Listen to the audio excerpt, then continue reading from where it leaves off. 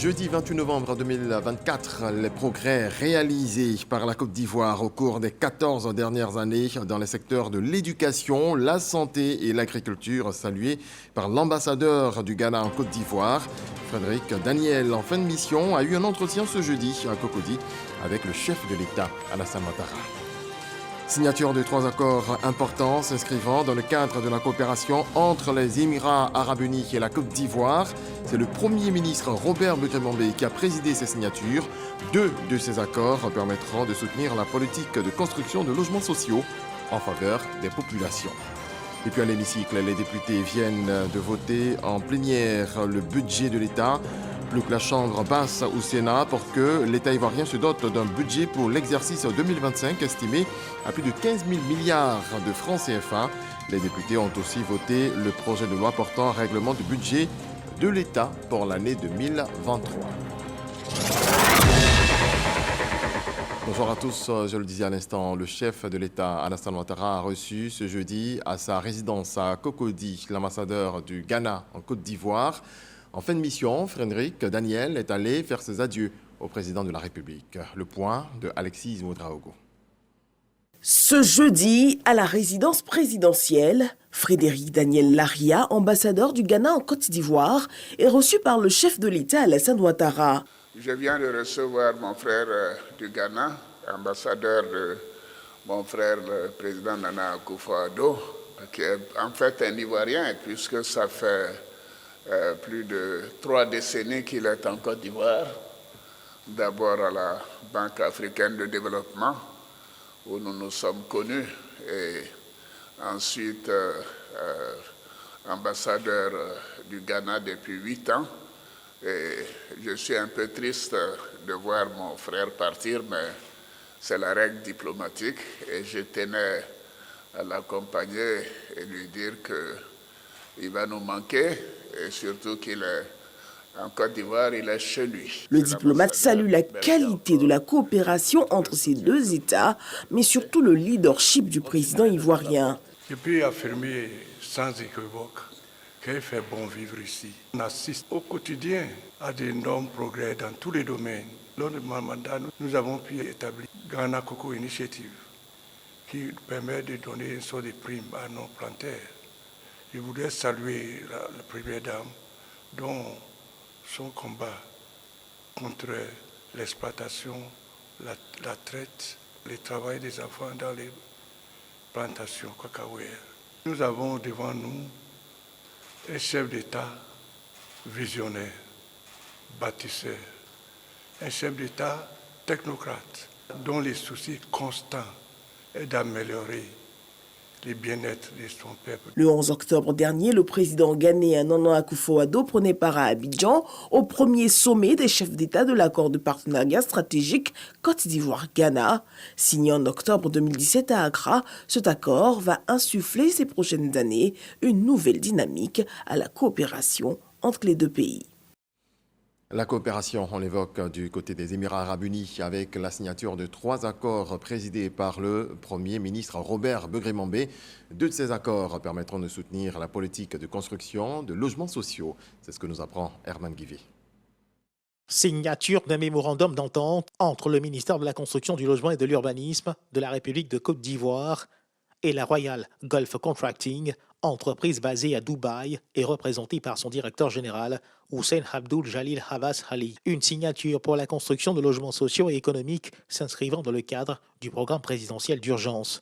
Autre signature importante, opérée en présence du Premier ministre Robert Begré-Mambé, ce mémorandum d'entente entre le ministère de la Construction, du Logement et de l'Urbanisme et les entreprises ZDS Development et NDG Abu Dhabi, portant sur la construction de logements sociaux en faveur des familles à faible revenu. L'ambition de notre ministère, sous la gouverne de M. le Premier ministre, c'est réaliser le maximum de logements abordables et de logements décents pour permettre à nos populations de se loger justement dans de bonnes conditions. Et cela nécessite des partenariats, c'est dans ce cadre que nous sommes ici, des partenariats au plan technique, mais également des partenariats au plan financier. Et ce que nous avons signé ici, c'est 2 accords importants. L'un, dans le cadre du projet de 150 000 logements, le programme présidentiel qui se poursuit parce que nous insistons beaucoup sur celui de 25 000, mais le premier programme continue. Et le deuxième, c'est dans le cadre du projet de 25 000 logements, qui sont, eux, des logements destinés à la location simple et à la location vente, donc destinés à nos populations qui sont les moins nantis. Donc nous repartons très heureux d'avoir pu signer ces deux accords ici. Et nous sommes en négociation avec d'autres partenaires d'ici et d'ailleurs pour accroître la quantité de logements offerts à nos populations. Plus nous réaliserons des logements, plus le logement sera abordable en Côte d'Ivoire et mieux nos compatriotes pourront se loger. Direction le Jumeirah Emirates Tower, où le chef du gouvernement Robert Begré-Mambé supervise la signature d'un mémorandum d'entente entre le gouvernement de Côte d'Ivoire et le gouvernement des Émirats arabes unis. Ce mémorandum a pour objet de développer les efforts entre les parties visant à promouvoir les capacités institutionnelles et à améliorer la gouvernance dans le domaine de l'administration.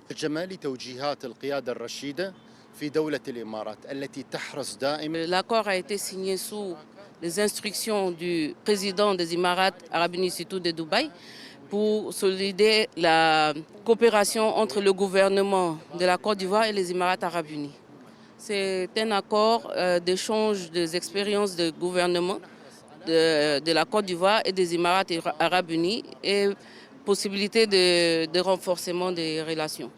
Une coopération très dynamique qui doit avoir des résultats.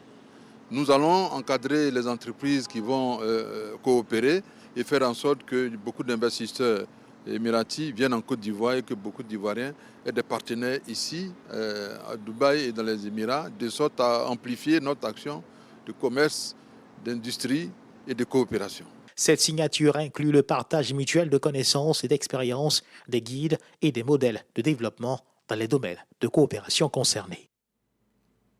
Prenons à présent la direction de l'hémicycle. Le président de l'Assemblée nationale, Adama Bictogo, a reçu Monseigneur Ignace Bessi-Dogo, archevêque métropolitain d'Abidjan, au cœur des échanges, des sujets d'intérêt national, notamment la paix et la cohésion sociale. Annelle de Crisa, Alexis Ouedraogo.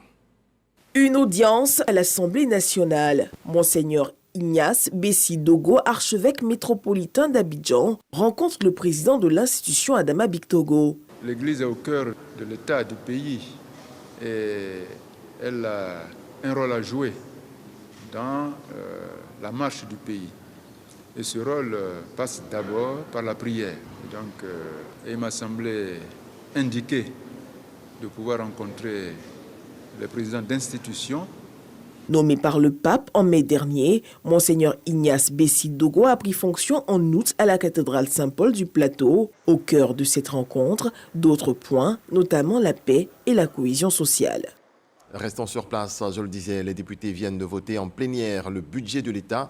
Plus que la Chambre basse au Sénat pour que l'État ivoirien se dote d'un budget pour l'exercice 2025 estimé à plus de 15 000 milliards de francs CFA. Les députés ont aussi voté le projet de loi portant règlement de budget de l'État pour l'année 2023. On voit cela avec Léon Brou. Il est en hausse de 11,8% par rapport à celui de 2024. Le budget de l'État pour l'exercice 2025 et le projet de loi de finances y afférent, voté à l'unanimité des 162 députés de cette séance plénière de l'Assemblée nationale. 15 339 milliards, 200 millions de francs CFA pour 153 programmes à l'agenda 2025 du gouvernement. Infrastructures routières, sanitaires, scolaires et autres initiatives d'emploi ou de bien-être couvrent le territoire national. Cette unanimité des députés, donc le gage de l'équité de l'État dans la redistribution des richesses du pays, selon le président de l'Assemblée nationale, qui salue ainsi le maintien par son institution du cap sur le contrôle de l'action gouvernementale. Les interventions pertinentes ont amené beaucoup de ministres à prendre en compte vos préoccupations. Il n'y a que des oppositions d'idées,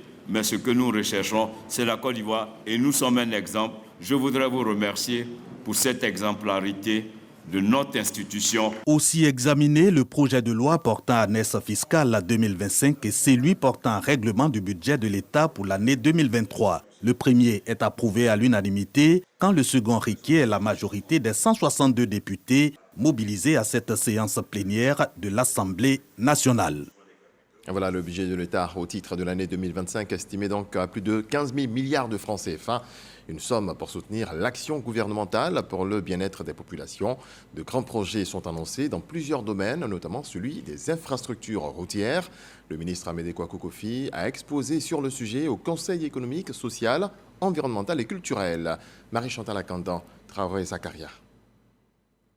Sans route, pas de développement. Ce postulat était au cœur des débats lors d'une grande rencontre consacrée aux infrastructures routières. Le président du Conseil économique, social, environnemental et culturel, CESEC, a souligné l'importance de ces échanges pour mieux comprendre et accompagner les ambitions gouvernementales. Depuis plusieurs années, notre pays a engagé des réformes ambitieuses pour moderniser et renforcer son réseau d'infrastructures et en particulier ses routes et ponts.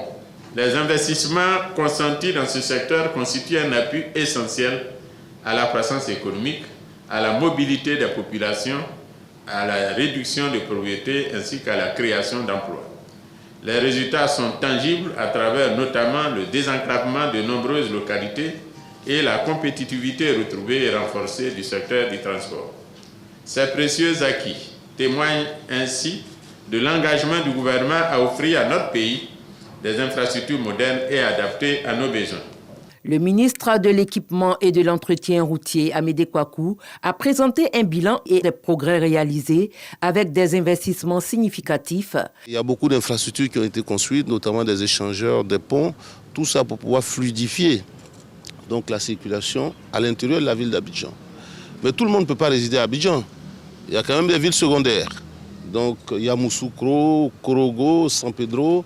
Toutes ces villes-là et d'autres villes aussi, on bénéficie d'infrastructures importantes pour permettre donc à nos compatriotes de pouvoir rester dans ces zones. Mais aussi, il y a de nouveaux projets qui doivent permettre donc de désenclaver beaucoup de zones.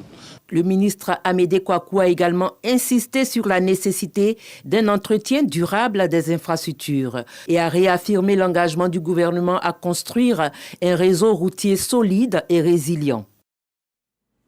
On s'arrête maintenant sur la 11e conférence des instances de régulation de la communication d'Afrique qui s'est ouverte ce jeudi au plateau. 27 pays portent la réflexion sur la régulation de l'usage de l'IA, l'intelligence artificielle, dans la communication et le numérique. Khalil Diomandé. Cette image du président Donald Trump, arrêté par la police américaine, faisait le tour des réseaux sociaux il y a quelques mois. Mais ne vous y fiez surtout pas, elle a été générée par l'intelligence artificielle. Cet outil révolutionnaire connaît aujourd'hui une progression fulgurante dans le secteur de l'audiovisuel et du numérique. Il s'avère donc impérieux pour le RIAC, le réseau des instances africaines de régulation de la communication, d'encadrer son usage. Le sujet est d'ailleurs au cœur des réflexions de la 11e CIRCAF, la conférence des instances de régulation de la communication d'Afrique qui se tient à Abidjan. Il faut que nous prenions à bras le corps cette question de la régulation de l'intelligence artificielle. C'est la crédibilité des élections qui est en jeu. Vous voyez quelqu'un parler, un candidat, il dit des choses qu'on lui fait dire, c'est sa voix. On voit ses lèvres bouger pour prononcer ces mots, mais en réalité, il ne les dit même pas. C'est archi faux. Tout est généré par l'intelligence artificielle. L'heure est peut-être arrivée d'approfondir notre réflexion en matière d'encadrement des usages de l'intelligence artificielle pour garantir qu'elle favorise le bien commun, la protection des droits humains et des valeurs sociales et soutienne un développement équilibré des écosystèmes médiatiques sur le continent. Pour la Côte d'Ivoire, qui s'apprête à aborder le scrutin présidentiel de 2025, la question de l'utilisation saine de l'intelligence artificielle est fondamentale. La régulation de l'intelligence artificielle constitue un défi majeur pour nos démocraties. Le risque sur la stabilité sociale est réel, particulièrement en période électorale, où la manipulation et la diffusion de fausses informations peuvent constituer des germes de désordre, voire de violence. C'est le lieu de vous inviter, durant ces 3 jours de réflexion, à faire des propositions pertinentes qui tiennent compte du respect de la liberté d'expression et qui favorisent l'utilisation responsable de l'IA. Les travaux de la 11e CIRCAF se solderont par une déclaration commune pour la régulation de l'intelligence artificielle en Afrique. L'actuelle présidente du RIAC, la Marocaine Latifa Akarbache, passera également le flambeau à René Bourgoin, président de la ACA de Côte d'Ivoire, pour la mandature 2024-2025. Autre problématique, autre rencontre, voyons cet atelier initié par le médiateur de la République, Adama Toungara, en collaboration avec le PNUD à Korogo. Les médiateurs délégués et les responsables des comités de veille formés sur les stratégies d'alerte précoce et les mécanismes de prévention, avec pour objectif de renforcer la cohésion sociale et la sécurité. Ami Sissoko. Renforcer les actions de pacification des médiateurs délégués et des responsables des comités de veille et de suivi de la cohésion sociale dans le nord de la Côte d'Ivoire, c'est le sens de cet atelier initié à Korogo par le médiateur de la République, Adama Toungara, en collaboration avec le PNUD. Nous avons mis l'accent sur les conséquences néfastes des groupes extrémistes sur la cohésion sociale à travers les stratégies d'implantation, de recrutement des jeunes. Au cours des 2 jours de travaux, les échanges ont permis de faire l'état des lieux de la cohésion sociale dans le Nord, d'identifier les bonnes pratiques, de présenter les missions des comités de veille, les stratégies d'alerte précoce et les mécanismes de prévention. Il y a pas mal de choses qu'on ne savait pas moi personnellement et aujourd'hui j'ai appris beaucoup de choses. Il faut sensibiliser les populations pour que ces populations-là intègrent la notion de citoyenneté, sachent que c'est leur pays et qu'ils doivent défendre leur pays. Pour le médiateur de la République et la représentante résidente du PNUD, la prévention se présente comme la meilleure réponse à l'extrémisme violent. Il incombe à toutes les institutions, aux acteurs sociaux de mutualiser leurs efforts pour prévenir et combattre ce fléau dévastateur et néfaste au développement. Renforcer les moyens humains et matériels, sensibiliser les communautés et faire le suivi et évaluation des initiatives locales sont quelques-unes des recommandations de cet atelier. Coup d'œil à présent sur le CEREX, le Salon international des ressources extractives et énergétiques. Une conférence inaugurale de haut niveau cette nuit en présence d'une vingtaine d'autorités gouvernementales. Les échanges consacrés aux enjeux des métaux critiques et de la transition énergétique en Afrique. L'enseigné Bakayoko. Comment concilier la transition vers les énergies renouvelables avec le développement socio-économique du continent africain? Quels sont les enjeux géopolitiques, les défis et les opportunités pour un développement durable de l'Afrique, particulièrement en lien avec les minéraux critiques, en vue de la transition énergétique et numérique? Ce sont les 2 problématiques essentielles soulevées au cours de cette session inaugurale qui a réuni les ministres des pays invités, les experts internationaux et de nombreux dirigeants d'entreprises publiques et privées. L'idée, c'est de sortir ou du moins de réduire la dépendance aux énergies fossiles. Il nous faut donc créer les conditions de faire émerger des énergies renouvelables qui constituent l'alternative la plus sûre pour garantir aux générations futures un environnement résilient au changement climatique. Ces experts internationaux de premier plan ont évoqué les perspectives intéressantes sur la gouvernance des ressources naturelles, notamment les métaux critiques et l'importance de la résilience climatique en Afrique. Les métaux critiques ont l'avantage d'être utilisés dans les technologies modernes. Ils sont précieux, c'est pourquoi il faut en améliorer la gestion, car les minerais critiques peuvent être à la fois des passerelles pour les richesses, mais également alimenter des perturbations importantes. Avec toutes ces potentialités, l'Afrique devrait affiner ses politiques de transparence et de lutte contre la corruption, essentielles pour une gestion éthique et durable des ressources naturelles.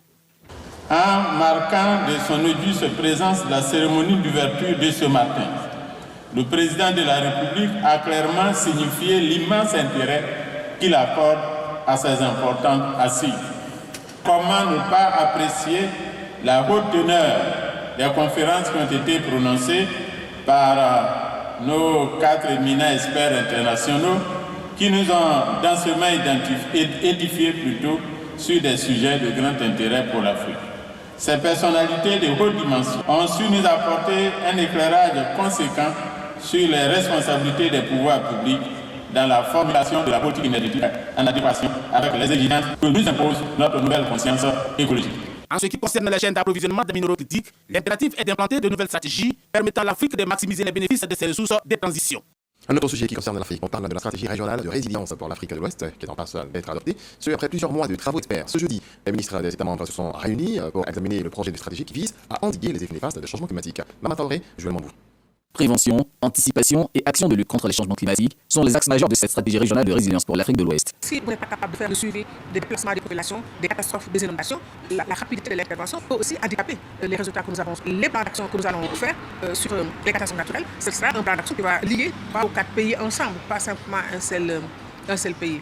Évidemment, une fois ce plan d'action global décliné, chaque pays aussi aura à voir ce qu'il peut prendre en charge. L'urgence de déployer cette stratégie convoque une réunion ministérielle à Abidjan. Il revient aux décideurs d'examiner et d'adopter le document fruit de plusieurs mois de réflexion des experts.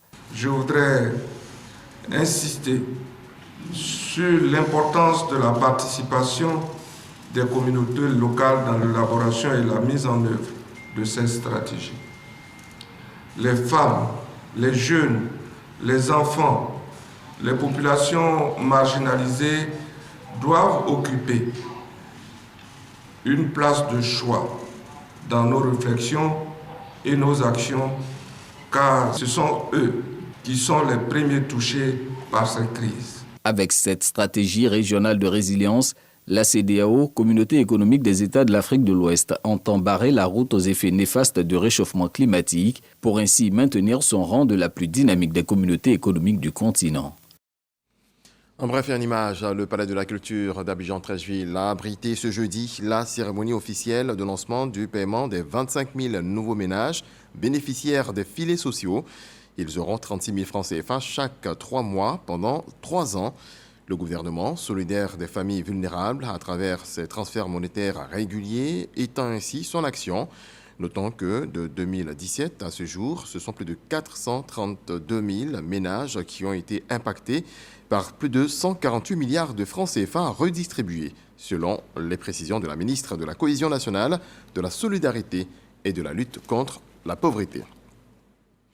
Je vous propose maintenant de faire une halte à la Caisse nationale de prévoyance sociale. 189 agents décorés pour leur performance et leur ancienneté par le ministre Adama Kamara. Devisoyo. Strass, paillettes et glamour sont au rendez-vous à l'édition 2024 de la célébration des travailleurs de la CNPS, Caisse nationale de prévoyance sociale.